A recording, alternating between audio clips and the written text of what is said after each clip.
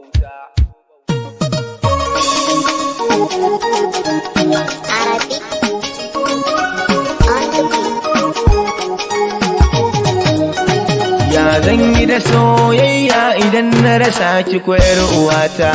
Ki riga kin san ko soyayya yanzu ta zamto cuta. Shi masoyi baya sarrafuwa ko da gefen makwabta. Balle kwace ku fara soyayya kun kai jini da hanta. Na riga na yi nisa 'yan mata a gurin yi maso bauta. Buri na masoya kullum farin ciki a gurin siya yawaita. Ko da mai kudi ko mota inda zai zo a fafata. Allah ya ban kalamai da za na faranta miki 'yar gata. Ni da za a bani ke ina bar kunci na sami 'yar gata. Sai dai godiya a gurin Allah kullum in har na zo bauta. Ashe haka so yake a cikin zuci ta makar ana mugunta.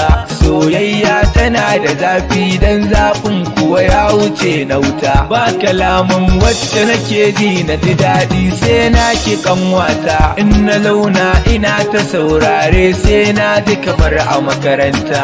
Allahu ya wani ke na ji daɗi domin na samu mata mai share mun hawaye idan kwa na samu kun ga na huta. AS Fato ina Jos ku gane Plato nan ne jahata. Layi na majema idan ka zo kuwa ainan ne anguwata.